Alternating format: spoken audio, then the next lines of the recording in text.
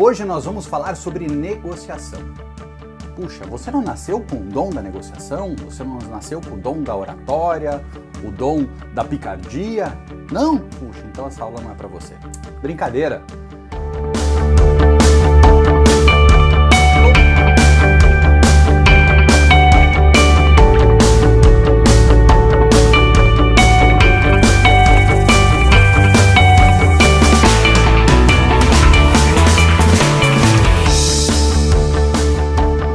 Todo mundo pensa assim, negociação é só para alguns, você nasceu com o dom, você tem a oratória.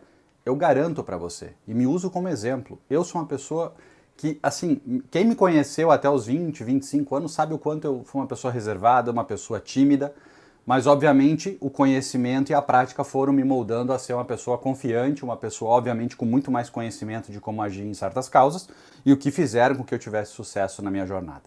E eu quero passar um pouco disso para você. Um aspecto que é super relevante, que a gente tem que desmistificar rapidamente, é que a negociação é um dom, é uma habilidade que você já nasce com. Não, esquece. Isso aí tira completamente, não tem base nenhuma. Negociação, eu não diria que é um método, mas negociação é uma habilidade, é uma prática, principalmente de você escutar a outra parte muito mais do que você falar. Então, começamos assim o conceito de negociação.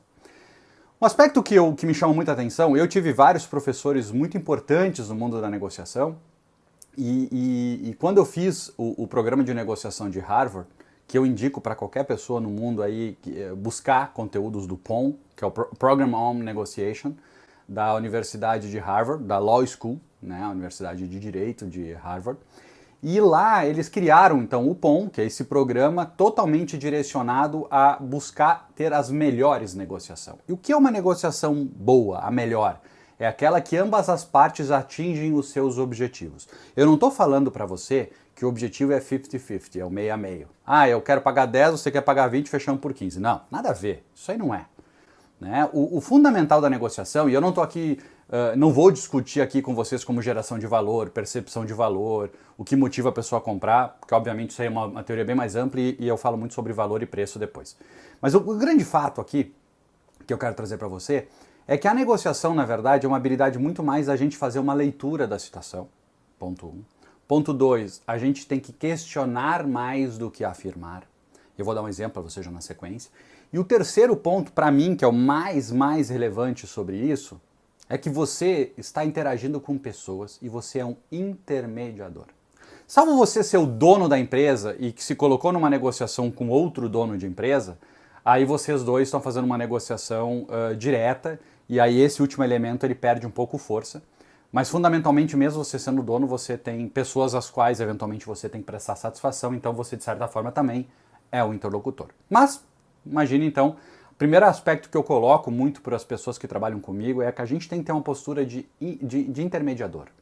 Quando a gente tem uma postura de intermediador ou de negociador, como o mercado chama, é uma postura ao qual a gente tem que buscar que ambas as partes cheguem no consenso. A empresa a qual a gente representa e a empresa para quem a gente está tentando comprar ou vender alguma coisa. Né?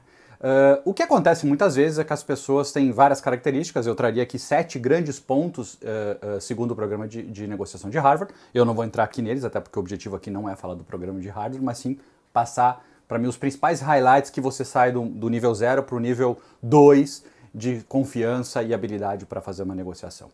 Primeiro aspecto que eu comentei com vocês de escutar mais do que falar. O primeiro aspecto numa negociação, se você tem que colocar o preço de uma maneira direta e você recebe um contra-argumento de imediato, você tem que prestar atenção como veio o contra-argumento. Se ele veio na linha tradicional ou se ele veio numa linha mais arrojada. Se ele veio numa linha tradicional, que 99% das coisas vem, é porque o outro lado só está com aquela reação tradicional de dizer, tá caro, puxa, não dá, padrão. Então você tem que escutar. Se você já viu de cara que a negociação começa assim, é porque a outra parte já não está com o viés de fazer algo rápido e fair. Está com o objetivo de tirar vantagem. Ou a pessoa é insegura, então ela está se jogando o problema para se defender. Qual é o posicionamento que um bom negociador faz de imediato? De imediato ele trabalha com a seguinte razão. Ele vai ser implacável com qualquer problema, e eu não estou falando só para venda, eu estou falando de problema também, tá? A situação do dia a dia, como é que eu vou negociar um entrave, alguma situação? Mas voltando ao assunto, eu tenho que ser implacável com os problemas. O fato que está na mesa na negociação, tá? Eu tenho que ser implacável mas eu tenho que ser amável com as pessoas. Nunca, em hipótese alguma, mesmo você sendo maltratado na sua visão numa negociação, você vai perder a sua postura. O que você deve fazer, obviamente, se você está sentindo que outra pessoa passou de um limite razoável, você levanta da mesa e vai embora. Né? Você agradece a oportunidade e vai embora. Mas você não desce o nível. Você sempre tem que ser amável com as pessoas, porque no final do dia esse é o seu legado. Tá? E digo para vocês, 90%, 92% para ser exato pelas pesquisas, indicam que as negociações não vão à frente em função de pessoas. Eu vivi na minha vida, aí, nesses mais de 25 anos no mercado, assim, milhares de negociações contratuais, financeiras, assim por diante, e muitas vezes eu tive que me posicionar à frente de um advogado, coisa do tipo, para tentar resgatar, inclusive do outro lado, tá? Tentando defender o outro lado junto com o meu advogado e vice-versa, para que se mantivesse na mesa nos problemas da discussão. Para mim, a maior referência do mundo sobre esse tema chama-se William Ury. O William Ury, felizmente, foi meu professor em Harvard, é uma pessoa que eu tenho o maior carinho. Né? O William Ury está por trás de grandes negociações no mundo, inclusive negociação das Farc com a Colômbia, do Abílio Diniz com o Grupo Cassino e entre tantos outros.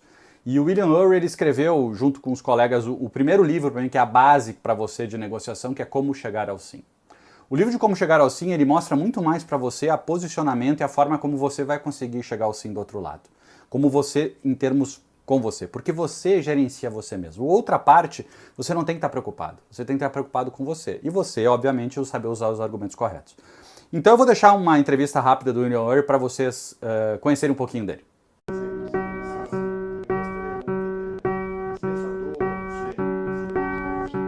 O antropólogo William Ury é o mais importante negociador e mediador de grandes conflitos em todo o mundo. Ele já vendeu milhões de livros, entre eles Como Chegar ao Sim com Você Mesmo. Seus livros já foram traduzidos em 34 idiomas. Professor, muito prazer, muito obrigado por me receber aqui em São Paulo, no escritório de um amigo comum nosso, Alexandre. Queria que o senhor contasse um pouquinho da sua história, como é que o senhor caminhou para esse lado das negociações, sua formação. Yeah, well, I was trained as an anthropologist, which is a student of human beings, and human beings engage in a lot of conflicts. And I was also born in the shadow of the atomic bomb, and so I was always wondering, why are we getting into such a conflict, my country, the United States, and the Soviet Union, and imperiling the future of humanity? So that's what got me interested in negotiation. 1962, no? 1962, the Cuban Missile Crisis, you know, if that crisis had gone slightly differently, we wouldn't be talking right now. Essa foi a sua primeira experiência teórica? Well, it woke me up, but then I had the privilege, I worked for many years during the 1980s, helping the United States and the Soviet government build what are called nuclear risk reduction centers, which are places where you can communicate to avoid a war by accident, by mistake. And one of the things we studied was the Cuban Missile Crisis, and we brought people who were the surviving participants in the Cuban crisis in Moscow together in 1989. People like Robert McNamara, McGeorge Bundy, Andrei Gromyko, Anatoly Dobrinin, and asked what really Eles happened. estavam todos envolvidos? Todos. All the way around the table, we had them together to ask what really happened. How did we survive? E o que aconteceu? Well, it was amazing because it was a little bit tense at first, you know, because still the time of communism and people weren't used to talking. But Guerra Fria. But McNamara broke the ice. He said, you know, if I had been in your shoes, I might have assumed too, like you, that the United States was going to attack Cuba. So I understand what you did in bringing nuclear missiles. So immediately that began to relax, which is to me one of the very important things in negotiation, which is to put yourself in the other side's shoes. If you make that first step, then you can begin to create an atmosphere in which you can begin to reach an agreement. O que você chama de colocar na varanda. Yeah, exactly. It's to me the foundation of successful negotiation is to imagine you're negotiating on a stage like this, a piece of theater. Part of your mind goes to a mental or an emotional balcony, which is a place of calm, of perspective, of clarity, where you can see the picture and you can remember what is most important to you. Voltando à questão de mísseis de Cuba, Quem foi mais importante, o Khrushchev ou o Kennedy nessa? You know, each was so important. If we'd had a president like, I don't know, Trump, you know, we would, that would be it. But Kennedy was acutely aware. He had just read a history of how World War I had begun and how no one really wanted that war, but the war happened. And so he was very sensitive to how things might happen. And Khrushchev had been in World War II. And he wrote a personal letter to Kennedy during the crisis in which he said, I've seen the guns, the tanks roll in my lifetime. And he said it's like a knot. He gave this analogy. It's like a knot, and there's a rope, and there's a knot in the rope. And we're now pulling on it. And at some point, the only way we can cut it is with a sword of war. So they were speaking to each other, and they were both trying to find a way out of this crisis. And it was only by luck, really, that, and good statesmanship by both men, that we were able to survive. Você acha que esse foi o momento mais delicado da história? Yes, without question. That was the moment in which, you know, there were little accidents, like during the midst of the crisis, an American plane was flying over Cuba to take photos, and the Russians shot a missile and shot it down. The pilot was killed. And the Americans were all prepared to invade Cuba at that point. And we thought that in the United States, in Washington, they thought, oh, that was a deliberate decision by Khrushchev. But no, we talked to the general, and he just saw the plane on his radar screen. He was in Cuba for 2 minutes, and he just decided by himself to do it. But that almost started the war. Professor, o que é a arte da negociação?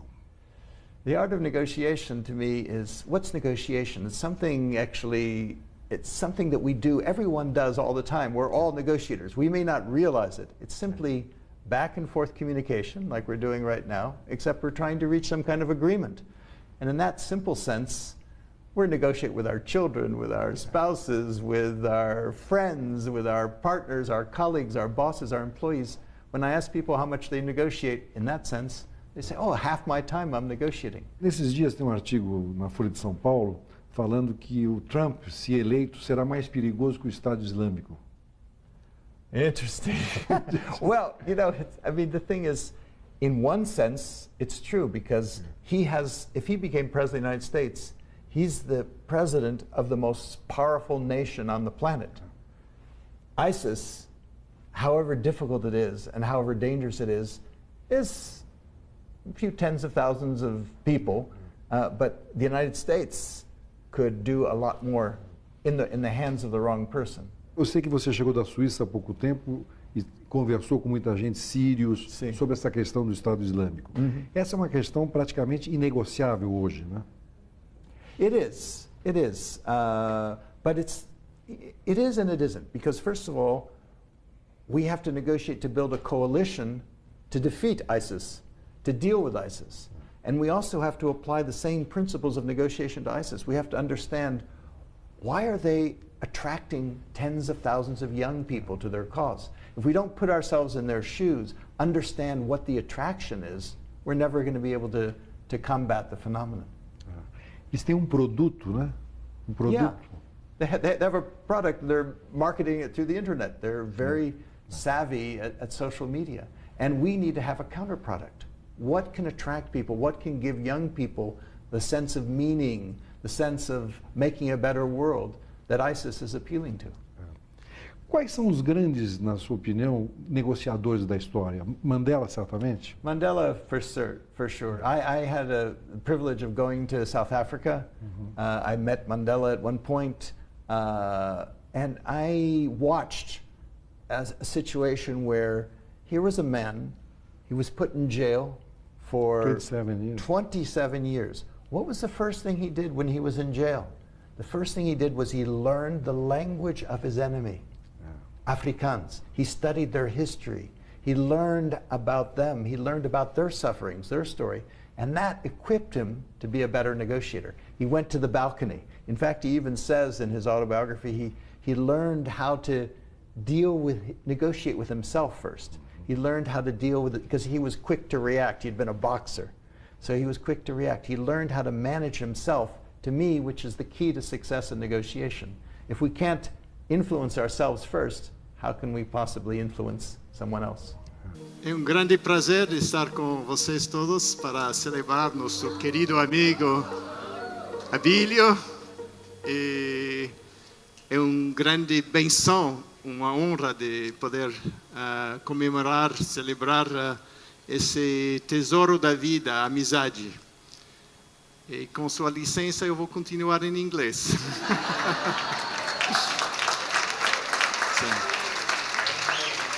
So my passion I've had since I was a boy is helping people get to yes. Now, negotiation, the way I define it very simply and very broadly, is the act of back and forth communication. You're trying to reach agreement with someone else. You may have some interests in common, like an ongoing relationship, and you have other interests which are in tension. So let me ask you for a moment just to reflect on your own experiences negotiating. Think about for a moment in your daily life, who are all the people that you negotiate with? In your family, with your children, with your spouse, with your friends, with at work, with your colleagues, with your partners, with your clients. I just have two questions for you. One is, if you think about all those negotiations and think about it in terms of it's just back and forth communication, trying to reach agreement on some issue, however small, how much time do you think you spend engaged in that process of communicating back and forth, trying to reach agreement with all of those people in your lives? What percentage of your time would you say it was, just out of curiosity? What would you say? 80%? 90%? All the time? How many of you say it's at least half my time? Metade or mais, okay. So whatever fraction it is, it's a much larger fraction than what we imagine it to be. Because we're negotiating in that sense from the time we get up in the morning to the time we go to bed at night, not to speak of negotiating in our sleep with ourselves. Let me ask you one other question. If you think about the last 10 years of your life, you know, maybe you've gotten more authority in your organization or whatever, would you say that the amount of negotiating you're doing now is the same as it was 10 years ago? Or has it gone down? Or has it gone up, the amount of negotiating that you're doing? How many would say up? So what you're seeing there is what I call the negotiation revolution. And it's taking place in every country around the world, which is a revolution in the way in which we as individuals or organizations or societies make decisions. It's become the preeminent form of decision making. And it has a huge effect on our relationships, of course, personal, professional, and on the safety of our world. That to me, it's a little bit, if you think of negotiation, a little bit like a treasure hunt. You're looking for a treasure. You're looking for an agreement that could bring you substantial value. It's like gold. It's like being in the monastery there, going, you know, looking for a treasure. And imagine that there are 3 keys, and you have to go into 3 rooms, and you need a key for each room. What I'd like to do is discuss with you, or share with you, these 3 keys of getting to yes. One is to go to the balcony, the second is to listen, and the third is to refrain. But as we do this, I want you to have in mind at least one challenging negotiation that you're currently facing. It might be in the family, it might be at work, whatever, just to have one in mind, because I think you'll get more value if, as I take you on this journey, you're thinking of some situation that you have in mind. And my hope is that maybe you'll get a new approach, a new idea, perhaps, about how to handle that difficult situation. So, let's start. Maybe the biggest lesson I think I've learned in the last 40 years is that the person who is the most difficult for me to deal with in a negotiation is not the person I usually think of. It's not the difficult person across the table, however difficult that person is. The most difficult person is the person I look at in the mirror every morning. It's myself. It's the person on this side of the table. So the very first room, that biggest opponent, of course, can become our biggest ally. And that's the process that I think of as getting to yes with yourself. What goes on inside of us? And the key to get into that room is, I like to use the metaphor for many years, of going to the balcony. What is the balcony? The balcony is a place of perspective. It's a place of calm. It's a place of self-control. It's a place of mindfulness, right? It's almost like you're negotiating here up on a stage, and part of your mind, your heart, goes to a mental and emotional balcony where you can see things better, where you can notice what's actually going on. What is your key purpose in that negotiation? What is your deepest purpose? What is the call of your heart, the call of your soul in that negotiation? So that's the first step. That's the first room. Then that brings us to the second room, which is the room that has to do with the other person. And now that you've opened up the key, you've gotten into yourself, this allows you to do the second act, which is the key in negotiation, which is the ability to listen, to step to the other person's side, to put yourself in their shoes. And listen, you know, if you observe the behavior of successful negotiators, you'll find that they listen far more than they talk. We think of negotiation as talking. We hear it described as talks. You know, there were talks here or talks there. Actually, in its highest sense, it's listenings. That's really the key. So then that brings us to the third key. The third room has to do with the situation that you face, the conflict, the issue. How do you deal with that? Having gone to the balcony, having listened to the other, you're now prepared to exercise what I consider to be the greatest power that you have as a negotiator, which is the power to reframe, to change the game. To me, that's that ability to reframe, to not take all the limits that everyone puts on you as sort of foreordained, but to challenge them, just like Ellen Langer was telling us before lunch. That to me is key in negotiation because there's so much more potential there than we could possibly realize. Um aspecto que a Universidade de Harvard coloca muito forte num tema no programa de negociação é de você ter o BATNA, que eles colocam, que é uma sigla em inglês de você, traduzindo de uma forma bem direta aqui, é você ter a sua melhor alternativa de escolha caso o seu plano A não dê certo. Então, por exemplo, quando você está negociando com outra parte, a grande base da sua negociação é você entender até onde você pode ir, tá? Isso é um aspecto importante. E da outra parte, você também entender o que ela faria se não fechasse o negócio com você. Ou seja, qual é a situação, a pior situação de não acontecer para cada uma das partes daquela negociação. Para você entender realmente de como de uma forma clara aquela negociação está acontecendo. Então, muitas vezes, você está procurando um emprego, você está numa entrevista, você tem que parar para pensar, se essa empresa não me contratar, o que vai acontecer com ela? Ela vai encontrar um cara tão capaz quanto eu? O quanto de valor eu agregaria? Se eventualmente você está discutindo algum aspecto de salário, coisa do tipo. Em contrapartida, se você não quiser ir naquela empresa, o que mudaria para a sua vida? E assim por diante. A mesma coisa para negócios, contratos, problemas de cliente, negociações de cláusulas contratuais, que para mim é uma das bases mais relevantes hoje de estica e puxa. Ainda no aspecto dos 3 pilares que eu coloquei, tem um aspecto muito do posicionamento do ser humano. O ser humano ele tem posições muitas vezes que são estratégias e muitas vezes são falta de domínio emocional, né? E eu vou mostrar para vocês um videozinho de um filme super famoso para vocês identificarem um exemplo de um dos papéis, existem vários papéis que você poderia identificar, de o papel de você não tentar ir contra o poder.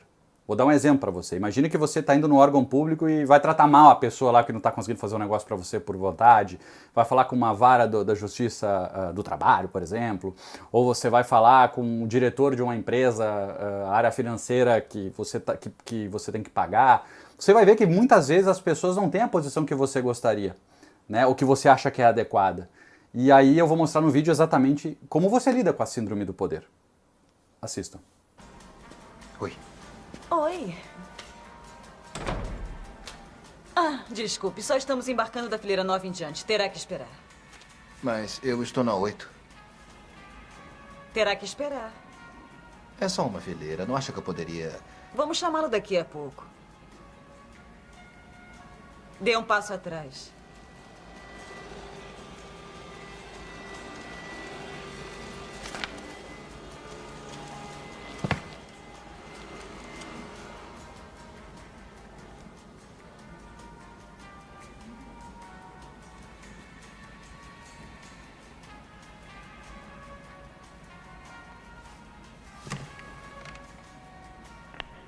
Obrigada por esperar. Vamos continuar fazendo o embarque. Embarcaremos as fileiras, todas as restantes.